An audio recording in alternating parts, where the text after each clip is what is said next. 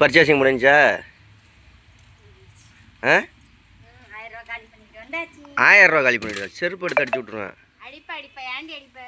ஆ வீட்டில் அப்படியே காது மேலே காது போட்டுக்கிட்டு அப்படியே உட்காந்துருந்தா எல்லாம் ஓட தேடி வந்துடும். 2 மணி நேரம் லைவ் பண்ணியிருக்கேன், தெரியுமா தெரியாதா? லைவ் பண்ணதுக்கு இந்த டீ வையம்பியே. ஆமாம், டீ வச்சு கொடு. செல்வா டெக் சேனலில் 2 மணி நேரம் லைவ் பண்ணியிருக்கேன். அதில் சூப்பர் தேங்க்ஸ் அனுப்பிச்சிருக்காங்க ஒருத்தவங்க. அதில் ஒரு 200 ரூபா சம்பாரிச்சிருக்கேன் 2 மணி நேரத்தில். ஓகேயா? அதுவும் கிட்டத்தட்ட 1 வருஷம் கழிச்சு லைவ் பண்ணியிருக்கேன். என்னது மாவு அரைச்சிட்டு வந்தாச்சு.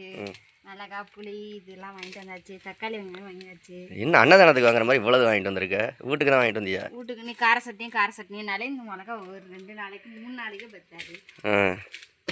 சரி சரி. என்ன பூவெல்லாம் வாங்கியிருக்க? யாருக்கு?